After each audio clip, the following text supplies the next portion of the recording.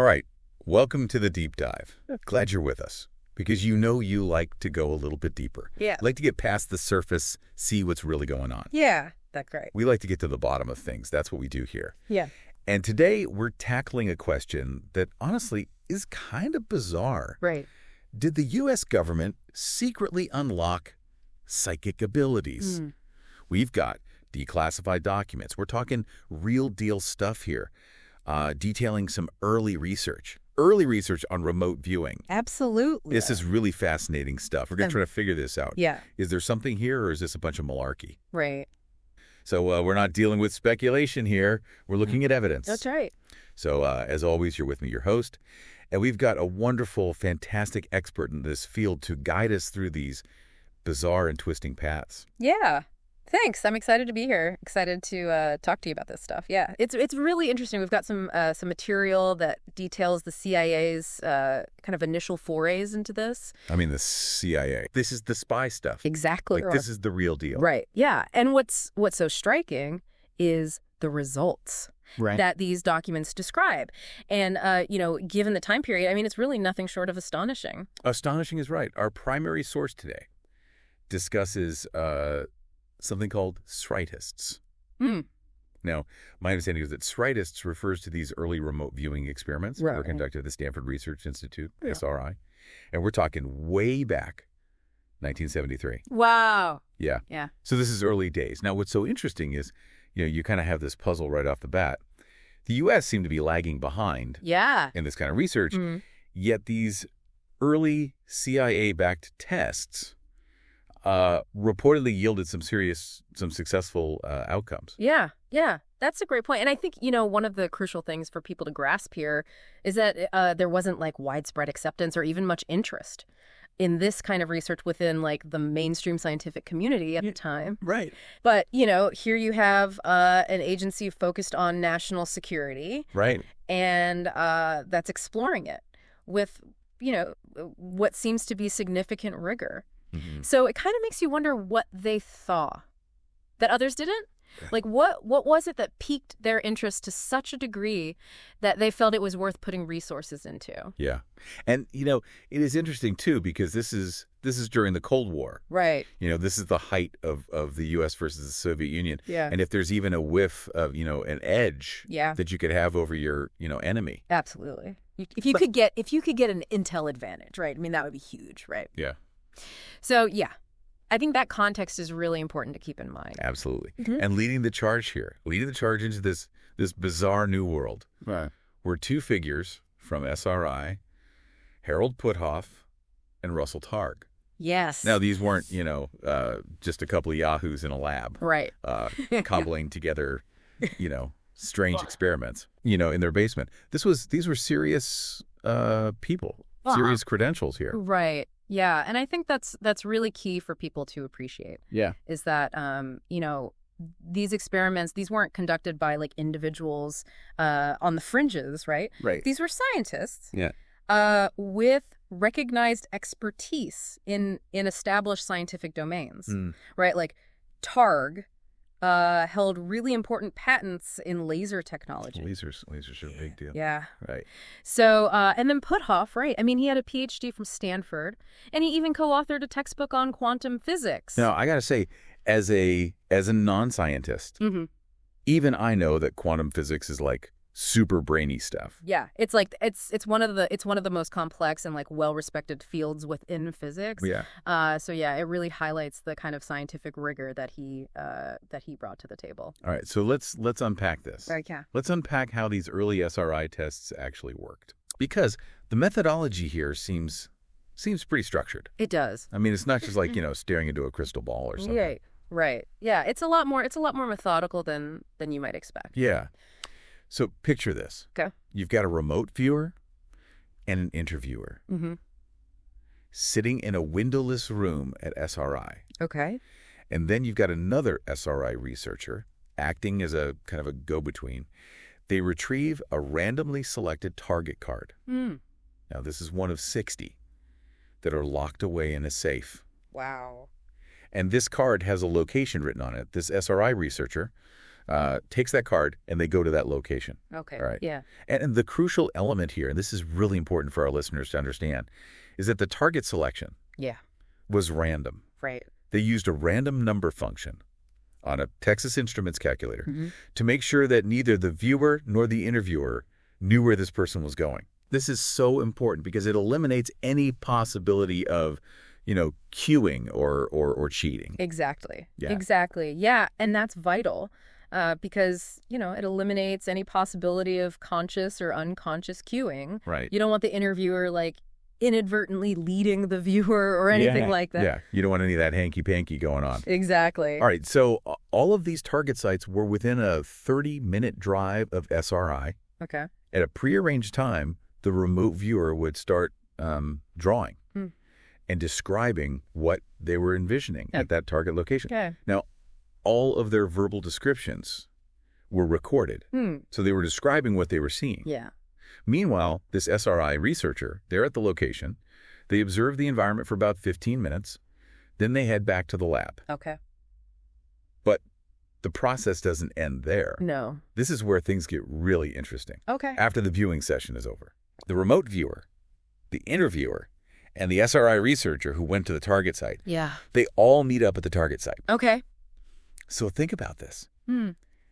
This allows the viewer to get immediate feedback. Yeah. They can compare what they saw in their mind's eye to the actual location. Yeah. That's a really interesting element for people to consider because it adds another layer of rigor to the whole thing. Absolutely.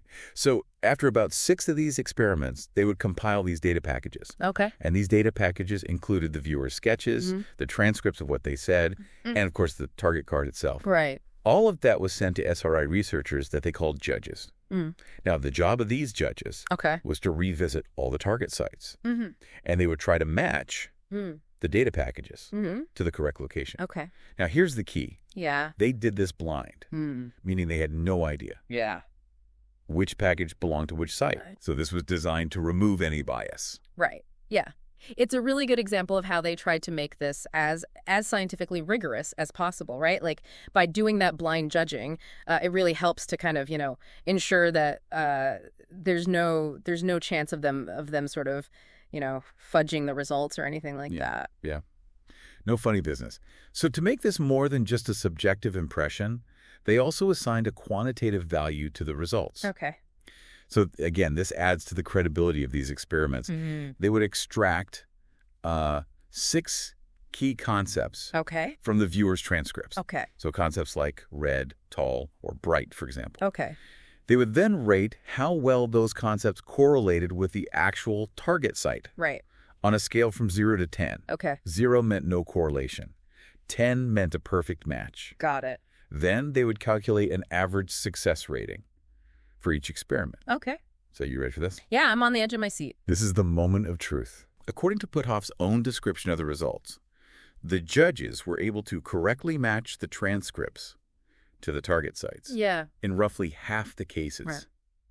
He describes this as an exceptionally significant result. Wow. Yeah, I mean, when you think about it, if the targets are purely random and the judging process is blind, then a 50% success rate in matching those descriptions to the locations is statistically far beyond chance. Right. Right. So, I mean, that's the kind of result that, would typically warrant further investigation. Right. In any scientific field. Yeah. So I think it's important to be clear here. Yeah. That we're not saying that remote viewing is definitively proven. Right. But what we are saying is that under these controlled conditions, these statistically sound conditions, something unexpected occurred. Yeah. Absolutely. I mean, it's definitely it's enough to raise an eyebrow and say, okay, something interesting is happening here. Yeah. It's definitely worthy of further exploration. And it seems like, Puthoff and Targ kind of felt the same way. Because they decided, okay, we've got these intriguing results. Yeah. Let's push the boundaries a little bit further and really investigate the level of detail that can be achieved through remote viewing. So fast forward. Okay. To 1978. Okay. Puthoff and Targ conducted another series of experiments. Now, this time, they focused on resolution capability. Okay, so the setup was similar. Okay. Viewer and interviewer in the lab. Okay. A target person going to a random spot about 1/8 of a mile from SRI. Okay. But here's the key difference. Yeah. Instead of describing the location itself, Right. the remote viewer was asked to describe a concealed item that the target person was carrying. Inside a 35mm film canister. Talk about specific. Yeah. Talk about a really, really specific target. Really upping the ante here. Yeah, absolutely. Like, it's one thing to say, okay, can you describe this general area? But to be able to hone in on a specific object like that, I mean, that's pretty remarkable. So to prepare for this, an experimenter who hadn't been involved in these remote viewing studies before selected 10 small items. Okay. They sealed each one of these items in separate, light-tight 35mm canisters. Okay. The canisters were numbered, and they were locked in a safe. Oh. So nobody knew what was inside which canister. Gotcha. Not the interviewer. Yeah. Not the target person. Right. Right. So again, they're really trying to control for any potential bias. Right. Or any kind of leakage of information. Absolutely. So they go through the same process. Okay. The location where the target person carries this canister, it's determined randomly using a calculator. Target person is at the location for 10 minutes. Then they return to the lab. And this is where everybody learns what's in the canister for the first time. Gotcha. The transcripts from these 10 experiments were then given to an independent judge. Okay. Now, their task was to evaluate the descriptions given by the remote viewers and compare them to the actual contents of the canisters. Right. Right. Yeah. And the fact that they were able to produce sketches and detailed descriptions that an independent judge could then compare to these actual concealed items. Yeah. I mean, that suggests a level of detail and accuracy that's pretty remarkable. Yeah. And we should say our source mentions that Figure 1 shows examples of the quality of these descriptions along with some sketches that the viewers made. So, unfortunately we can't show you Figure 1 because this is a podcast. But if you want to dive deeper into this, we encourage you to go and check out the source material yourself. So these SRI experiments, they weren't just confined to a local area. Right. In 1973, Puthoff and Targ also conducted long-distance experiments. Wow. Okay. Again, reportedly, with significant results. We're talking renowned American psychics, supposedly projecting their minds over vast distances. Wow. I mean, this is like the stuff of spy movies and science fiction. Right. This is wild stuff. Yeah, absolutely. And what's so fascinating here is the nature of the targets. Right. I mean, we're talking about accurate descriptions of like secret military installations and classified material within these installations. So, I mean, that takes the implications to a whole new level. Yeah. When you think about national security and intelligence gathering. Absolutely. And they even give a specific example. One of the psychics reportedly described a remotely located Soviet installation in the Ural Mountains in minute detail. Now, according to our source, this description was actually verified by CIA agents operating in the Soviet Union. Wow. That's pretty incredible. It's true, right? Like, to be able to remotely view a location like that with that level of accuracy, that's pretty astounding. Yeah.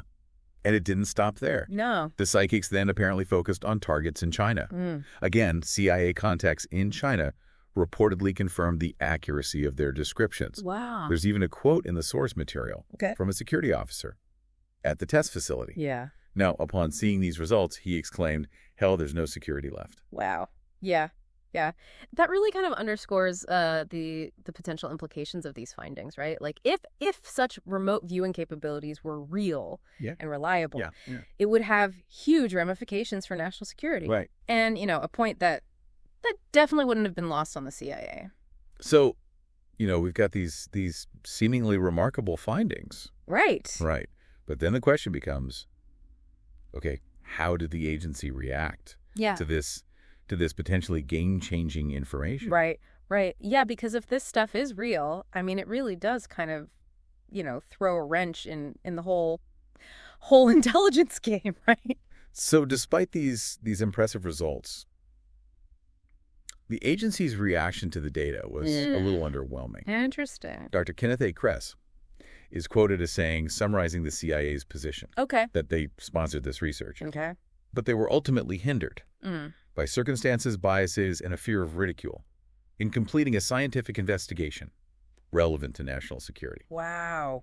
That's a very telling statement. Yeah. Right. I mean, it really suggests that while there was like an initial interest, right? Yeah. And a willingness to explore this potential of remote viewing, there were all these, internal pressures and just like this prevailing skepticism toward parapsychology in general. Right. That ultimately prevented a full and objective scientific evaluation. Yeah. Right? Yeah. It really speaks volumes about the challenges of investigating, really unconventional phenomena within established institutions. Yeah, it's kind of like they were willing to kind of, dip their toe in the water. Yeah. But they weren't ready to dive in head first. Right, exactly. Because, I mean, if it turned out that this stuff was real, then, it would require like a huge reassessment of, everything they thought they knew about intelligence gathering and the world in general. Yeah.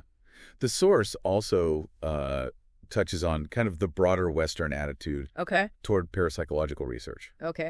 And they mentioned a book by Dr. Richard Broughton. It's called Parapsychology, The Controversial Science. And this book highlights this inherent divide in how people tend to react to this topic. Yeah. Where people tend to have either a strongly positive or a strongly negative reaction. Right. Yeah, there's not a lot of middle ground, it seems, with this kind of stuff. No, not really. Right. And the source also points out that a history of proven frauds within the realm of psychic phenomena certainly didn't help the cause. Right. Yeah. I mean, there's been so much, trickery and deception associated with this stuff over the years that it's really kind of tarnished the whole field. Yeah. And so it's understandable that people would be skeptical. Yeah. But at the same time, you have to wonder if that skepticism is sometimes preventing us from seeing, something real. Yeah. And, Dr. Kress even points out that many people just reject the subject outright. Like they hear it and they're like, nope, I don't even want to think about that. Right. It's just too far out there for them. Yeah. Right. It's the I wouldn't believe this stuff even if it were true kind of mentality. Exactly. Yeah. And I think that really created a significant hurdle for serious scientific inquiry. You know, because if you're not even willing to consider the possibility that something might be real, then you're never gonna do the research to actually find out. Right. So, we have this push and pull. Right. We have these early experiments that, at least on the surface, seem very rigorous. Yeah. But then we have this deep skepticism. Right. And this history of fraud that really kind of clouds the issue. Yeah. Yeah. It makes it really tricky to kind of navigate this whole area. So in 1987, the U.S. Army Research Institute for Behavioral and Social Sciences, or ARI, they contracted with the National Research Council, or NRC, to review paranormal ability. Interesting. What's really interesting about this ARI contract is that they made this unusual decision to have a civilian Army psychologist, a former deputy director of ARI, supervise this NRC contract. Rather than having an outside independent agency. Now, the source points out that this kind of deviated from the norm, where they would normally prioritize impartiality. Yeah, that is interesting. Because, typically when you have like a review like that, you want to make sure that there's no, conflict of interest or any kind of bias going on. Yeah. So the fact that they chose to have somebody from within the ARI supervise it. Is definitely raises some questions. Yeah. It's definitely a curious choice. So, to bring it all together. What we've seen here is that this deep dive into these early documents reveals that the CIA-backed research at SRI back in the 1970s, led by these credible scientists using structured methodologies, produced what they call astonishing results in remote viewing. absolutely. We saw examples of successful target identification, even the description of these concealed objects, and alleged accuracy over long distances, targeting sensitive locations. Right.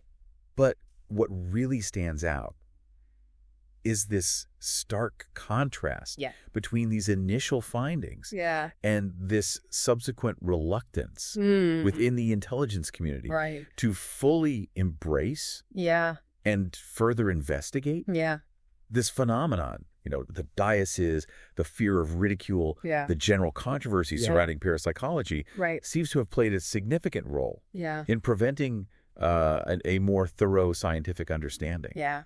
Absolutely. I mean, it's clear that there were forces at play that were, trying to kind of shut this whole thing down. Yeah. Right. And it's unfortunate because, who knows what we could have learned if we had been able to really kind of, dive into this stuff without all that baggage. Yeah, it's like they caught a glimpse of something really, really interesting. Yeah. And then they kind of got spooked and shut it all down. Right. Right, yeah. It's like they opened up Pandora's box and then quickly slammed it shut again. Yeah. Because they don't like what they saw. Right, right.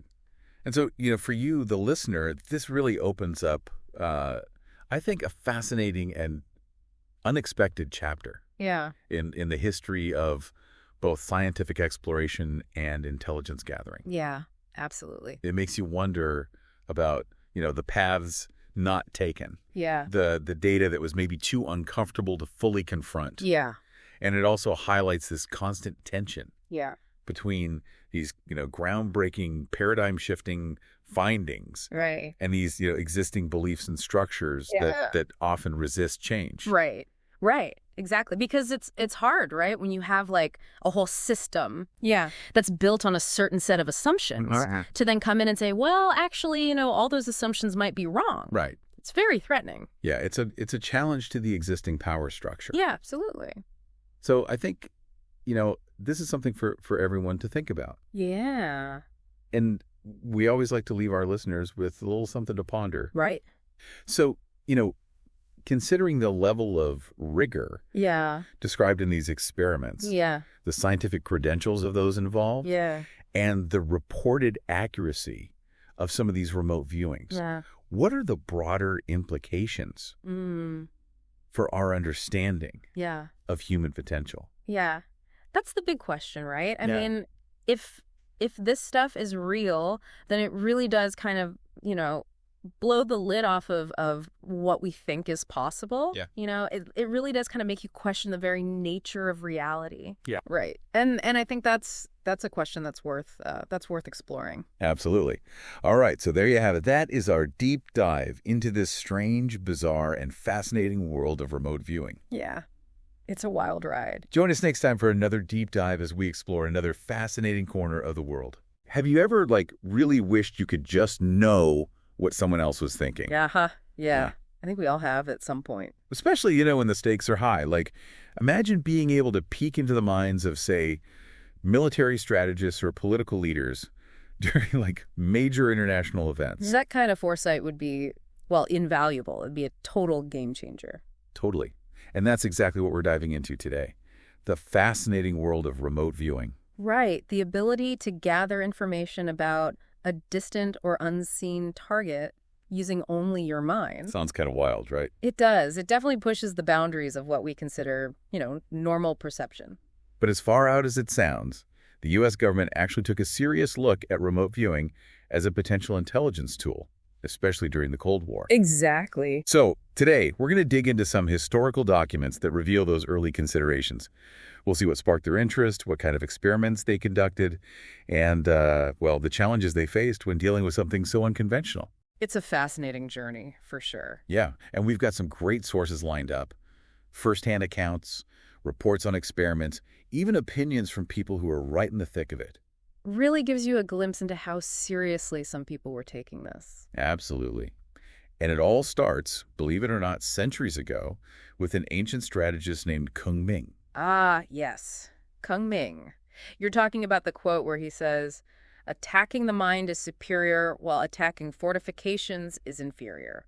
Mind war is superior, while combat is inferior. Right. And even back then, they understood that getting inside an enemy's head, knowing their intentions, gave you a huge advantage. It's about understanding your opponent at their core, not just their physical defenses. No, exactly. And you can see how this ancient wisdom might connect to those exploring remote viewing centuries later. Oh, absolutely. That connection is definitely there. Now, fast forward to the Cold War, a time of, well, intense espionage and global tension. There's a book called Astral Projection by Brad Steiger, where he talks about Loring B. Williams. Williams, yeah, he did extensive research on paranormal phenomena. Right. And he had some really interesting views on how remote viewing could be used strategically, especially in light of events like the Gary Powers U-2 incident. Oh, right. When Powers' spy plane got shot down over the Soviet Union? Big embarrassment for the U.S. It was. And it really showed how risky traditional spying could be. Williams saw remote viewing as a way to, bypass those risks, get intelligence without putting people or planes in danger. Makes sense. And he was talking about astral projection too, right? That idea that your consciousness can detach from your body and travel to different places? Yeah, that's a key part of it. And get this, Williams thought trained individuals could, mentally travel anywhere in the world to observe military capabilities. Wow, that's quite a concept. So, no need to physically infiltrate anything. Exactly. Imagine being able to just tune into high-level meetings, mentally skim through top-secret documents, or even, and this is a direct quote, slip inside the minds of the political bodies of any nation's political and military leaders. Now, that is straight out of a spy movie. Totally. And as wild as it sounds, you can see how appealing that would be to intelligence agencies. Oh, absolutely. To get that kind of access without setting foot anywhere near the target, it'd be huge. Huge. Williams even suggested that remote viewing could potentially replace traditional spies altogether. Now, Steiger's book also mentions a story from World War I. It might be anecdotal, but it really highlights how people were thinking about these phenomena even back then. Right, the story about the young German soldier who claimed he could have out-of-body experiences. And used it to spy on the French. Yeah. He supposedly told his intelligence officer that the French were planning to attack at 2300 hours the next day. I can only imagine that officer's reaction okay, kid, sure. Haha, exactly. Skeptical, to say the least. But, some of the soldiers' buddies backed him up, saying he had done this kind of thing before. So the officer, maybe out of curiosity, maybe desperation, decides to test him. Oh, this is getting interesting. How'd they test him? He challenges the soldier to project himself to their own headquarters, which was several kilometers away, and tell them what he sees. Okay, so put up or shut up kind of thing. Pretty much. And the story goes, the soldier enters this trance-like state, and when he comes out of it, he says an Austrian general just arrived at headquarters with specific orders. No way. The officer writes down everything the soldier says and contacts his own headquarters to check. And headquarters freaks out because there's no way this officer could have known about the general or the orders. Sounds like he passed the test. He did. But here's the tragic part. The officers at headquarters dismissed the whole thing. They thought it was nonsense. Oh, no. And according to the story, the French attacked that night at exactly 2300 hours. The soldiers' unit was overrun and captured. That's a tough one. Whether it's completely true or not, it shows that people were at least considering these possibilities. Definitely. It speaks to that desire for any kind of edge, even if it comes from something unconventional. Right. And it's not just ancient strategists or wartime anecdotes. We see these ideas explored by people like Lieutenant Colonel John B. Alexander, who is a big proponent of what he called mind power in warfare. Yeah, Martin even talks about Alexander in his book Psychic Warfare, Threat or Illusion. And Alexander had some strong opinions, especially about the Soviets. He was convinced they were way ahead of the U.S. in developing mind power-based weapons. He even claimed they had demonstrated lethal capabilities. That's a pretty serious claim. Did he even provide any evidence to support that? Or was it more speculation based on the intelligence at the time? Well, from what I gather, it was based on intelligence reports and a general anxiety in certain circles about the Soviets in unconventional warfare. What if they were ahead in this unproven area? It definitely fueled further exploration in the U.S. Makes sense. And beyond weaponry, Alexander was also a huge believer in remote viewing for intelligence gathering. He thought the potential applications were, and I quote, unlimited. So, what Williams was talking about, but from a military perspective. Exactly. Alexander envisioned operators being able to, mentally enter enemy headquarters, observe troop movements, that sort of thing. All from a safe distance, no risk of capture. Exactly. So We've seen these early beliefs and anecdotal accounts, but then the CIA actually starts looking into remote viewing officially. This is where things get really interesting. Dr. Kress lays it all out in his 1977 article, Parapsychology and Intelligence. Right. He talks about this meeting in April 1972 between CIA personnel, both from the Office of Scientific Intelligence and the Office of Research and Development, and two researchers, Russell Targ and Harold Puthoff, from the Stanford Research Institute. The Stanford Research Institute, they were doing some pretty cutting-edge work in parapsychology back then. They were. And according to Kress, the CIA was actually quite impressed with the SRI's experiments. So much so that the CIA's Office of Technical Services encouraged more research. So they weren't just dismissing it out of hand, they were actually intrigued. Intrigued enough to invest more resources. And that's when Kress met Pat Price. Price, wasn't he like a former police commissioner? He was. Former police commissioner and vice mayor of Burbank, California. He became known as SRIs, like Star Remote Viewer. Interesting background for someone involved in this kind of research. It is. And some of the experiments with Price had pretty wild results. Ronald M. McRae details one in his book Mind Wars. The CIA gave Price just the geographic coordinates of a location in Virginia, about 135 miles southwest of D.C. So no photos, no descriptions, nothing. Nothing, just coordinates. And Price proceeded to describe the area as if he was looking down on it from 1,500 feet. Then he went on to give detailed descriptions of the inside of buildings at the location. Like what kind of details? He talked about specific equipment, even things like names he saw on desks. And get this, he listed about a dozen labels from file folders that were in a locked cabinet. Wow, that's super specific. It is. And 3 weeks later, the CIA told Puthoff that Price's descriptions were accurate. Okay, so that's got to make you think, right? It does. But it also brings up an important point.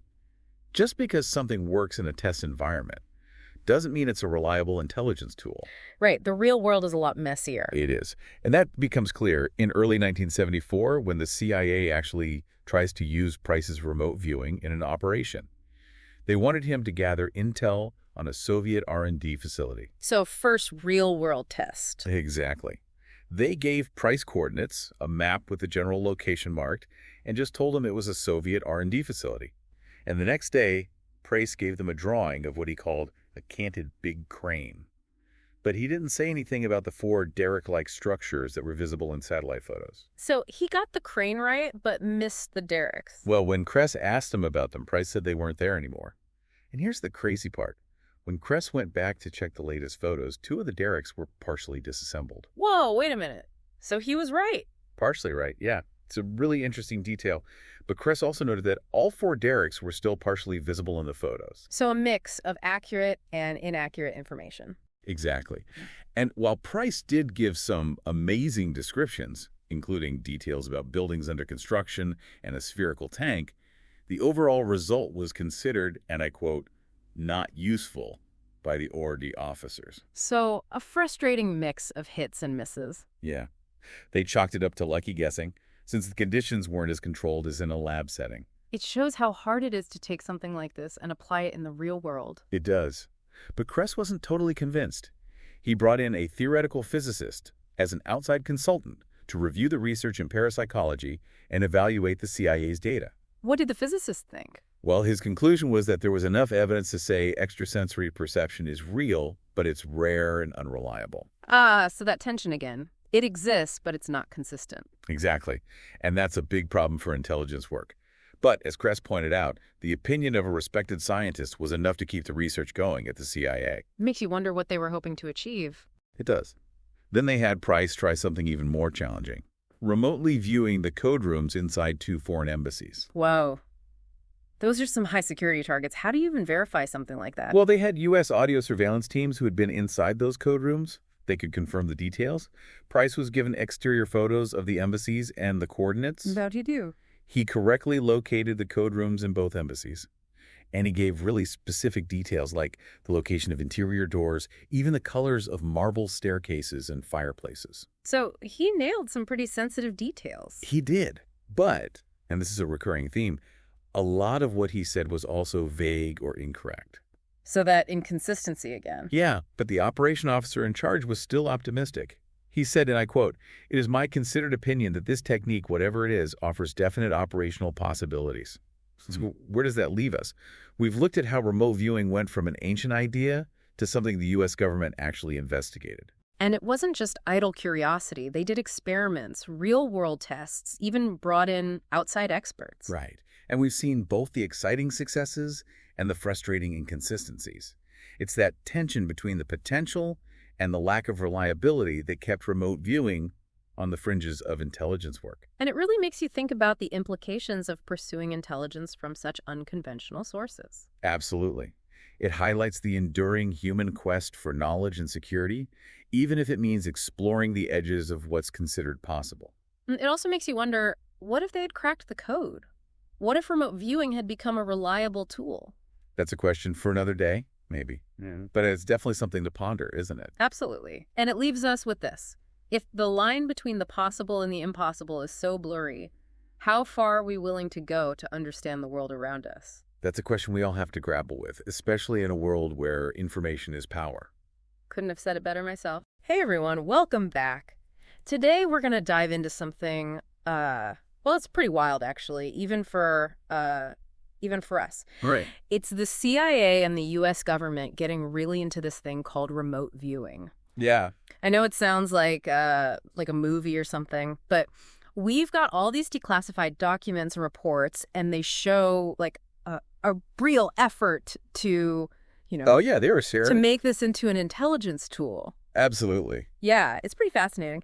So we dug through all this official stuff to try and figure out why they got so interested in remote viewing, Right. what they learned from it all, and then, why their approach changed so much over the years. Totally. It's like, what were the big takeaways? Right, exactly. So right off the bat, you see that the CIA, they saw what they called definite operational possibilities. Yeah, they weren't messing around. No, they actually thought it could be useful for intelligence. Yeah, and it seems like that was mostly because of this guy, Price. Oh, yeah. Yeah, the CIA records actually say there was this operation with him, and they called it a success. So, I mean... Yeah, that would get your attention for sure. Definitely. So to protect Price, they took him out of the regular testing at SRI, Stanford Research Institute. Right. And they put him on a personal services contract, so they must have really thought he had something special. Oh, yeah, for sure. And his last test before he died in 1975, it really shows what they were hoping for with this whole remote viewing thing. Oh, right. Tell me about that. So they gave him this RFI, a request for intelligence, and they wanted him to look at a Libyan training facility. Okay, and what happened? Well, Price, he drew like a map of the complex. Wow. And then, get this, he also described another facility, this underwater sabotage training place. What? Yeah, hundreds of kilometers away on the coast. I mean, that's some pretty detailed stuff. No kidding. It wasn't just like random guesses. Right, right. So they took this info to the Libya desk at the CIA. They looked into some of it right away, but the underwater facility, that didn't come up until they did some reconnaissance later. And here's the thing. What they found from the reconnaissance, it basically confirmed what Price had said. And it was even really similar to something they got from a completely different source, what they called a collateral agent.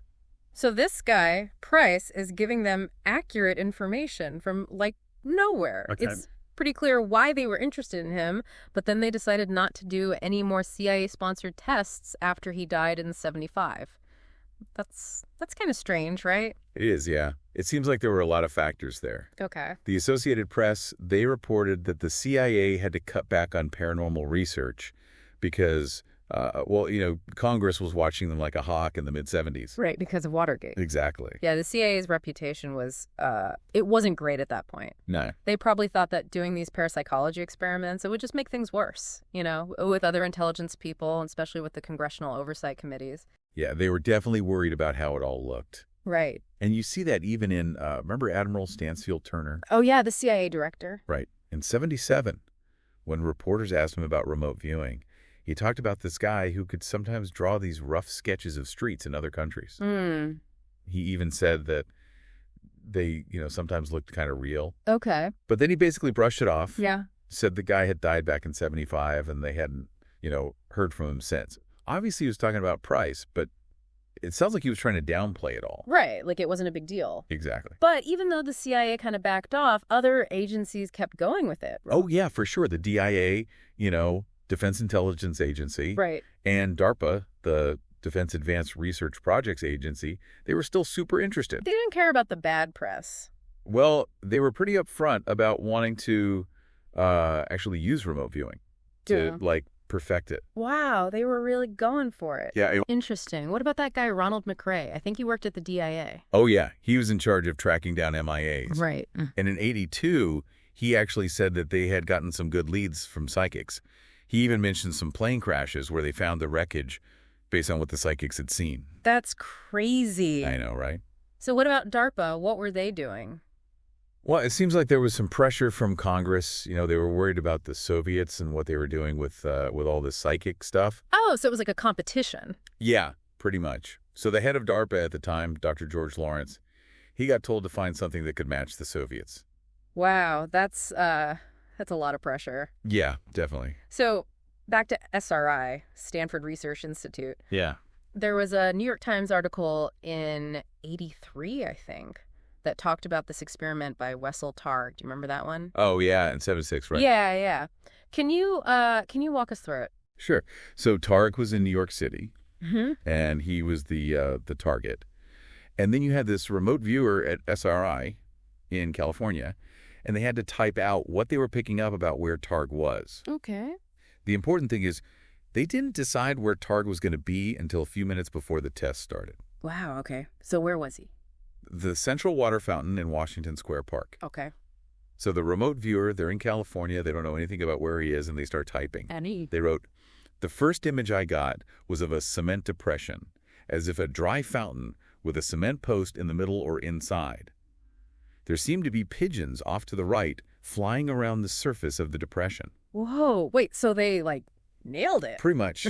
Targ said it was all right, the fountain was dry, there was a cement post in the middle, and yep, there were pigeons. That's amazing. Yeah, it's way more than just a lucky guess. Totally. And it wasn't just that one time, right? Nope. SRI did a bunch of other tests in the late '70s, and they said they got some really convincing results. Interesting. So then there was Charles Wallach. He wrote a lot about remote viewing. Oh, yeah, Wallach. What was his take on all of this? He was pretty optimistic. He thought that, a lot of people could actually do remote viewing. They just didn't know it. Really? Yeah, he said it wasn't some, rare ability. So if lots of people can do it, it makes it even more useful, right? Yeah, exactly. He also talked about how much cheaper remote viewing would be compared to, regular intelligence gathering. Oh, yeah, he definitely did. He was pointing out how much money they were spending on things like, finding underground tunnels and mapping out minefields. Right. And in his 1985 article in the Defense Intelligence Journal, he said that remote viewing could do some of those things for way less money. Okay, so he wasn't just saying it was cool, he was actually thinking about how to use it. Yeah, he even had this idea for a psychic service corps. He called it the PSC. A psychic service corps. Yeah, he wanted the U.S. to have this whole organized group of remote viewers with their own recruiting and training. And he said it should be separate from the military, at least for a while. Why separate? He thought they would be doing these really unique things, strategic defense, battlefield stuff, even espionage and counter-espionage. Right. It's not your typical military operation. No, not at all. There was also that thesis from the Defense Intelligence School in '79. Oh, yeah, I remember that. That talked about how the military could use remote viewing, right? Mm-hmm. It said they could use it to check out faraway places, like do reconnaissance without actually going there. Right. That's pretty smart. Yeah, and they could also use it to find people, specific individuals. Mm-hmm. They even said you could use it to find, secret rooms inside buildings, like code rooms in embassies. It's pretty wild. Yeah, that's getting into some serious spy stuff. Anything else? Oh, yeah, they thought you could maybe even read documents that were sealed up, or at least get a sense of what they said, and listen in on conversations happening far away, like psychic eavesdropping. Wow, that's crazy. Yeah, and for counterintelligence, they said you could use it to, detect if anyone was trying to remote view us. So it's like a psychic shield. Right, exactly. This thesis makes it sound like remote viewing could do pretty much anything. Yeah, it's a pretty expansive vision. But the author agreed with Wallach that researching it wouldn't cost that much, right? Yeah, they said you didn't need a ton of money or people, especially looking at how simple the experiments were. So why didn't everyone jump on board? I mean, it sounds pretty useful and cheap. Well, there were a lot of different opinions in Congress about it. Oh, right, of course. Ronald McRae, he said it was like a whole spectrum of viewpoints. Some people, like Thomas McNamara, who worked for Congressman Robin Beard, They thought the whole thing was ridiculous. Uh. McNamara even said it made the defense establishment look bad. Oh, wow. He really wasn't a fan. Nope, not at all. But some people were more open to it, right? Yeah, like Dick Giza from the House Intelligence Committee. He said that compared to some of the other things the government was spending money on, remote viewing research wasn't so bad. I guess that's true. He even compared it to, well, he had a pretty funny comparison, actually. He said it was better than studying ethnicity in Milwaukee. That is pretty funny. Yeah, and then there was G. Gordon Liddy. Oh, right. Wasn't he involved in some unconventional stuff himself. Yeah. Yeah, he was totally against it. He said it was a waste of money and that it belonged in a Stephen King novel. Okay, so it was a mixed bag. Definitely. But then you had Congressman Charlie Rose. He seemed to be really into it. Oh, yeah. He was on the House Select Committee on Intelligence, so he probably knew more about it than most people in Congress. Right. And he was really positive about it. He called it really something. He even went to these classified CIA briefings on remote viewing, and he said he saw some amazing things. Wow. He was actually pretty frustrated with the people in the Pentagon and the CIA who were blocking more research. Really? Why? He thought they were being short-sighted. He even said that maybe remote viewing could be like a cheap radar system. Oh, I see. And he was worried that if other countries, like Russia, were doing it and we weren't, we would be in trouble. That's a good point. Yeah, and he even compared it to like the early days of lasers and semiconductors. He said that we hadn't been afraid to explore those things, even though the science seemed weird at first. Right. So we shouldn't be afraid to explore remote viewing either. So even with some good evidence and people in the government supporting it, something was stopping it from taking off. Yeah, it seems like the biggest problem was that a lot of people just focused on the times when remote viewing didn't work instead of the times when it did. So they were only looking at the failures. Right. That's too bad. Yeah, the report even suggested that maybe the best way to use it would be as a support for human intelligence. Interesting. You know, to help make agents' reports more reliable. Makes sense. So basically the CIA and then the DIA and DARPA, they spent a lot of time and resources on remote viewing, and they had some pretty amazing successes, but there was just too much doubt and skepticism to really make it work. Yeah, it's a really interesting part of intelligence history, but it's also pretty controversial. Totally. So after looking at all of this, it makes you wonder, what are the implications of the government looking into these kinds of unconventional things? And what does it say about how we gather intelligence and, I don't know, what's actually possible? It definitely makes you think. Yeah. And it's something that sticks with you even after you put the files away. Yeah, exactly. It's a pretty fascinating story. Yeah, it really is. Thanks for listening, everyone. See you next time. Okay, so you're locked in now for a deep dive. And this one is going to be pretty intriguing, I think. Yeah. Talking about remote viewing. Yeah, remote viewing. Always a good one. Yeah, it's one of those topics that I think a lot of people have heard about, maybe seen a documentary or two. Right. But there's a lot of information out there. And we got a ton of sources from you guys. Yeah. Articles, personal accounts, all kinds of stuff. And we're not going to sit here and say we know what's real and what's not. Right. But we are going to go through it, and we're going to look at the information that you've given us, and we're going to kind of analyze it a little bit. Yeah, point out the interesting parts.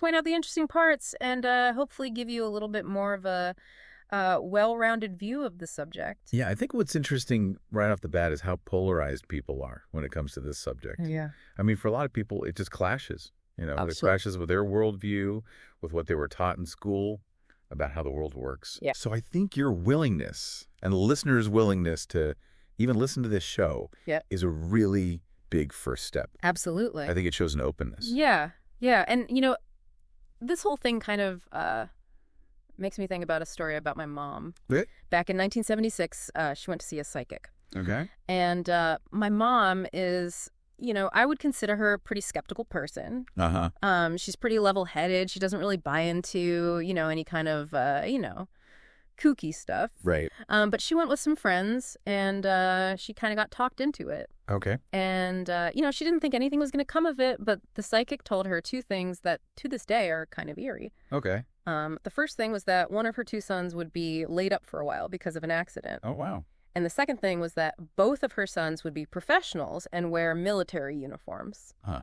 Now, at the time, I was 14, and I wasn't really thinking about a career or anything like that, let alone anything military. Right. Yeah, you're just a kid. Yeah, I was just a kid. It's amazing how often you hear these stories, though, right? Yeah. Where people have these anecdotal experiences Yeah. that, kind of kick off Kick it all off. Yeah. your interest in all this. Yeah. And, the following year in 1977, I was in a very bad car accident. Huh? We lost one of my closest friends, and 3 other people were really badly hurt. Oh, wow. And as for me, I shattered my lower back and I broke my left leg in 2 places. Oh, my God. I spent 4 months in traction, and my leg ended up needing a 10-inch metal plate and 13 screws to put it back together. Wow. And in total, I was in a cast for about 3 years. So I think it's safe to say I was laid up for a while. Yeah, for sure. That first prediction Yeah. really holds a lot of weight when you think about what happened. It does, yeah. How you were out of commission. Yeah. Pretty specific, too, right? Yeah. Laid up for a while because of an accident. Yeah. That's pretty wild. It's pretty wild. And, the other thing that happened was my brother ended up becoming an Army captain in military intelligence. Wow. But my mom, she didn't tell me about this until after the accident. Oh, really? Yeah, she didn't say anything about going to the psychic or any of the predictions until after it happened. And then she only told me about the military uniform part years later when I was considering enlisting. Oh, wow. And it's funny, she used to be a skeptic, and now she won't go near psychics because she's genuinely afraid of hearing something bad. Right. It's a complete 180. Yeah, that's interesting how that can happen, It is. People have these experiences and they're like, oh, no, I don't want to know. Yeah, exactly. I don't want to know what's going to happen. That's exactly it. Yeah. So it really got me thinking, you know what? If there are things that we don't understand that are actually impacting our lives. All right. And, later on, I started digging into this whole thing more formally. Yeah. With the help of some faculty at the Defense Intelligence College. Wow. I started looking into remote viewing. Oh, wow. Specifically. And I even met a woman who said she could contact me mentally. Oh, wow. Which, didn't really amount to anything. Right. But then I met a professional psychic, and that experience was really interesting. He held my hands for maybe 15 seconds, and then he just started listing off all these facts about me, like 10 different things. Oh. And they were very specific and pretty remarkable. So what was it about that interaction that really stood out to you? Well, I mean, these weren't just like vague, like horoscopes. Yeah. Like, oh, you're going to have a good day tomorrow. Right. It was like very specific stuff about things that were happening in my life. Wow. Personal details that he shouldn't have known unless he had spoken to, people who have known me for a long time. Right. Yeah, like how could he possibly know this stuff? Yeah, it made me wonder if I had like overshared somewhere without realizing it. Yeah. But I couldn't think of anything, It was very perplexing. Yeah. Those kind of personal encounters are always interesting. Yeah. Because, it's not like a scientific study. Right. But it makes you wonder. It does. If there's something more to it. Yeah. And, there's obviously a lot of skepticism surrounding this whole thing. Right. But I was looking through the stuff you guys sent in, and it turns out there have been some pretty impressive results from remote viewing experiments. Yeah. And a lot of those have been made available, to the academic world. Right. So it seems like there's at least something there, something to look into. Yeah, there's enough to be curious. Yeah. And even Dr. Kenneth Kress. Who's that?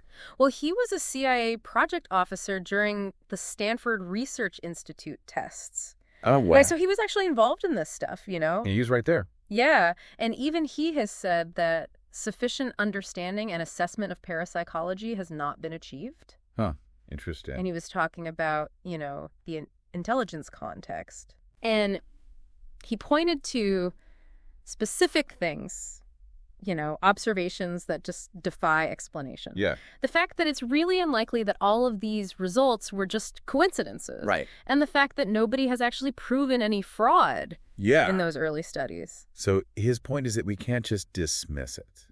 We have to really look into it. Yeah, his argument was we can't just throw this data away without really assessing it. Right, and he would know because he was there. Yeah. I mean, this is coming from someone who was in the CIA. Involved in these projects. So yeah, that holds a lot of weight. It does. And I can understand why it's been an uphill battle to get people to take this stuff seriously. Yeah. I mean, it challenges a lot of conventional wisdom. It does. It goes against everything we're taught.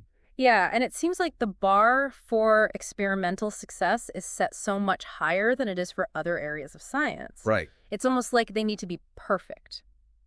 Yeah, like they need to be 100% accurate every time. Yeah, and the irony is, even with this really high bar, they've gotten some pretty interesting results that, if we were being honest with ourselves, shouldn't be that hard to accept. Right, if we were really open-minded. Yeah, exactly. And there's this great quote by Herbert Spencer that I think really captures this whole resistance. Okay, what is it? He said, "There's a principle which is a bar against all information, which is proof against all arguments, and which cannot fail to keep a man in everlasting ignorance. That principle is contempt prior to investigation." Oh, that's pretty powerful. Yeah, it is. So basically he's saying that if you just dismiss something out of hand, you're never going to learn anything. Yeah, you're cutting yourself off from new information. Right. And I think that's what's happening here with a lot of people. Yeah, they've already made up their minds. Yeah. And they're not willing to even look at the evidence. Yeah, and unless we can say with 100% certainty that all the discoveries and observations about remote viewing are complete nonsense, right, then the fact that there's so much interest from professionals and scientists, it just seems like it's worth exploring further. Absolutely. And even Antony Flew. The philosopher. Yeah, the philosopher back in 1975, he wrote about this. Okay.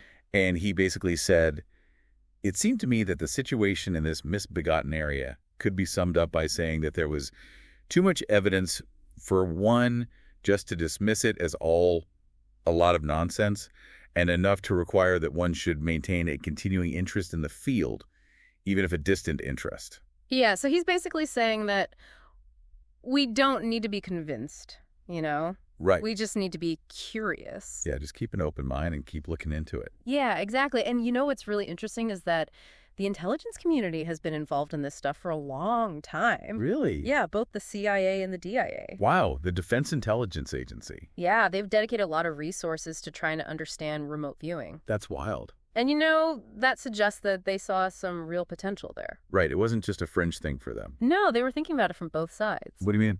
Well, they were thinking about it as a way to gather intelligence. Oh, wow. But they were also thinking about it as a potential threat that they needed to defend against. That's interesting. Yeah, so they were taking it very seriously. Yeah, it's like they were saying, okay, what if this is real? Exactly. What if this is something that other countries are doing? Yeah, and what if it's something that we need to be able to do? Right, we need to be prepared. Yeah, and you know, one of the sources I was looking at compared this whole thing to the Manhattan Project. Oh, wow. Which is a pretty interesting comparison. Yeah, that was a huge undertaking. It was, and it was all based on this unproven hypothesis, you know? Right. This very theoretical idea that they might be able to split the atom. Yeah. And they were really driven by fear at the time. What were they afraid of?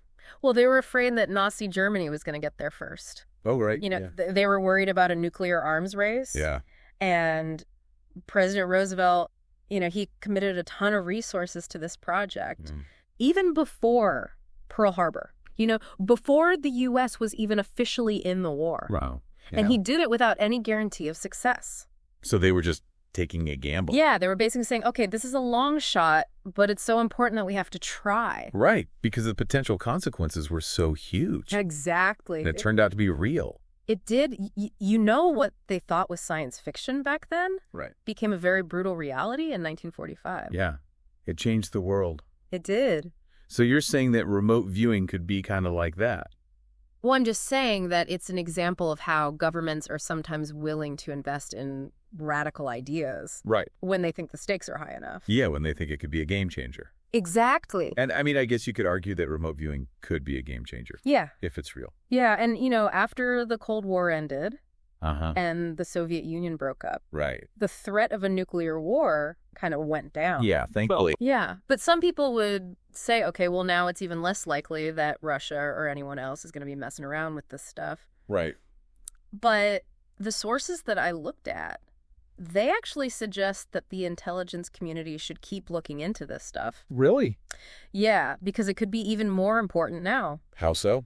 Well, because the world is a lot more complicated now. Right. It's not just the U.S. and the Soviet Union anymore. Exactly. There are a lot more players on the board. Right. And some of them are a lot less predictable. Exactly. And if one of those players were to get their hands on this technology, it could really upset the balance of power. Right. It would be a huge advantage. Yeah. And that's why they think it's important to keep researching it. So we're not just caught off guard. Exactly. If someone else figures it out. Yeah. And, another thing to consider is that when the Soviet Union collapsed, there were a lot of concerns about what was going to happen to their nuclear arsenal. Right. There was a lot of worry about those weapons falling into the wrong hands. Yeah, and we've seen that happen with other technologies. Exactly. And the U.S. has spent a lot of time and money trying to prevent that from happening. Right.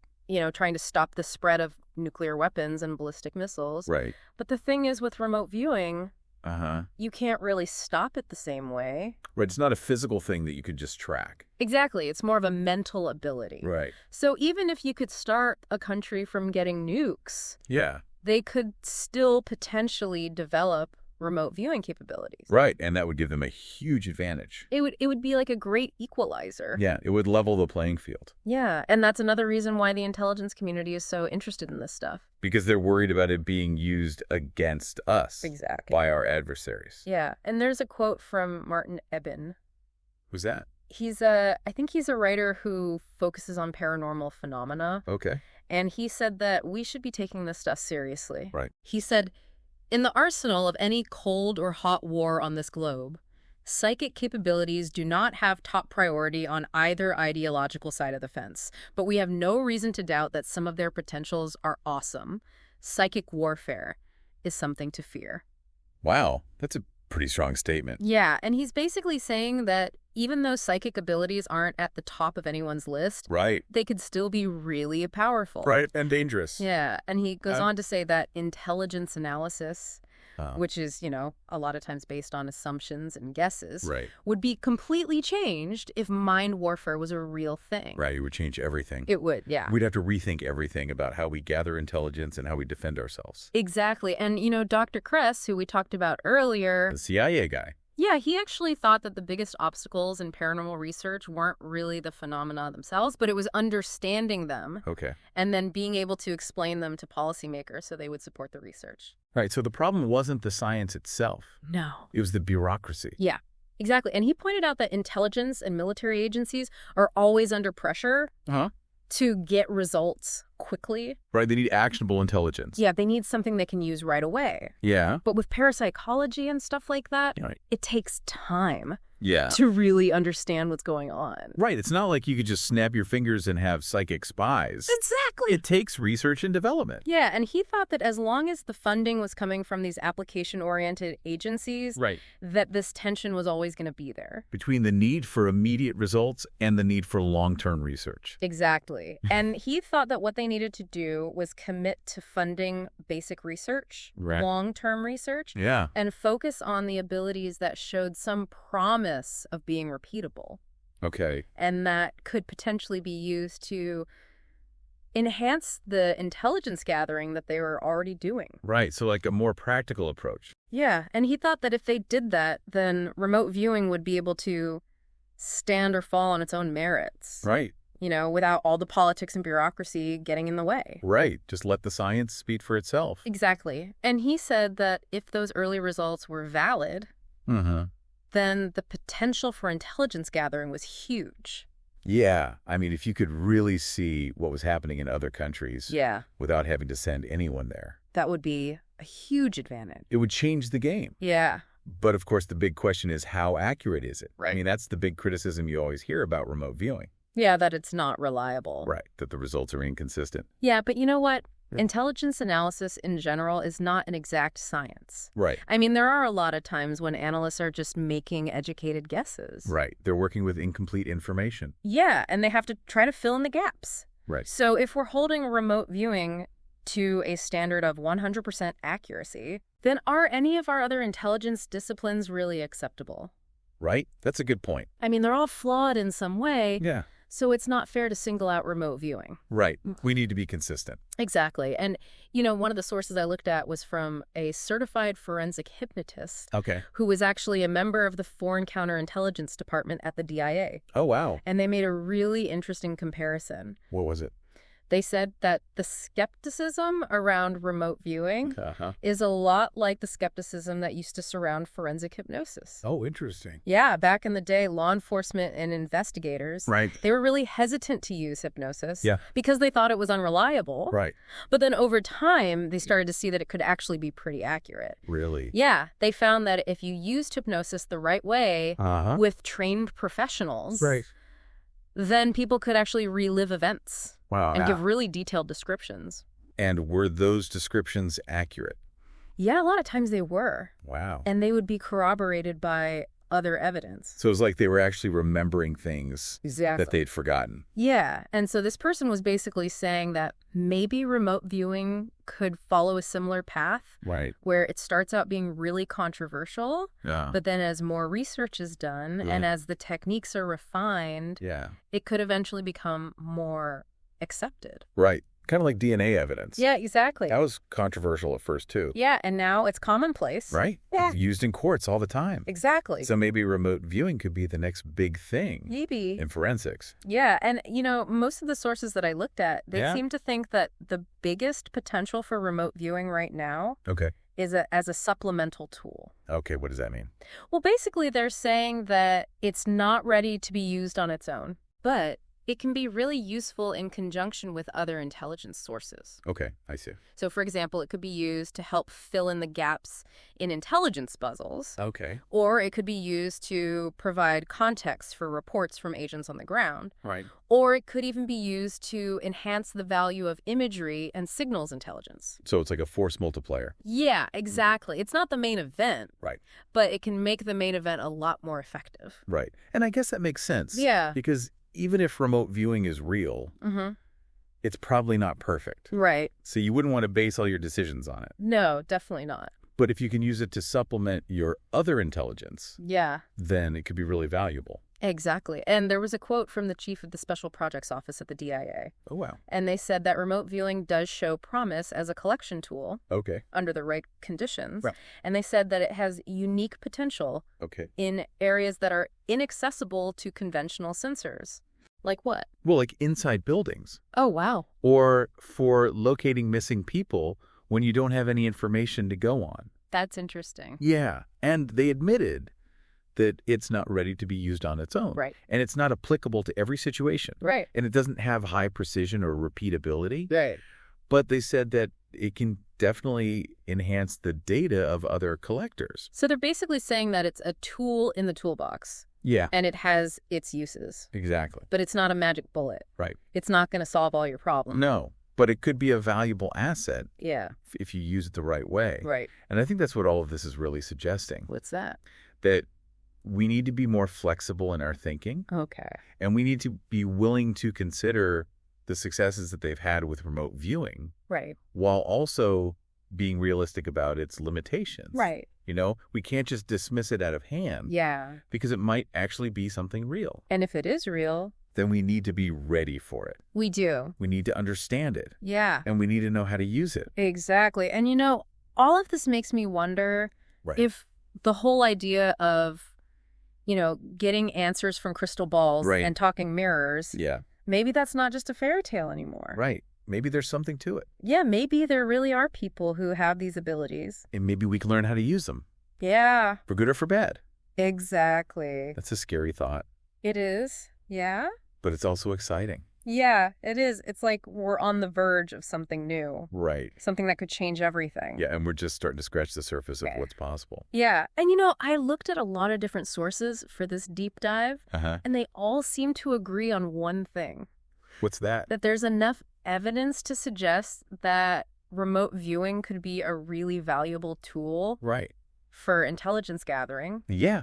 If we use it the right way. Yeah. And even though there are still a lot of unknowns and a lot of skepticism, it seems like it's something that we need to keep exploring. Absolutely. So we've gone through a lot of information here today. We have. We've talked about personal experiences. We've talked about the interest from the intelligence community. Right. And we've talked about the ongoing debate about whether or not remote viewing is real. Yeah. And I think the sources that you guys provided, they make a pretty compelling case. Yeah, they do. That this is something that we need to take seriously. Right. and keep investigating. Yeah, we need to keep an open mind. Exactly. And I think the question that we need to ask ourselves now Yeah. is, how do we balance the need for scientific rigor with the willingness to explore unconventional possibilities? Right, because what if we dismiss something that could be really important? Exactly. What if we're wrong? Yeah, what if we're closing ourselves off to something that could change the world? And that's something for you guys to think about. Yeah, something to ponder. After the show is over. Keep those minds open. Absolutely.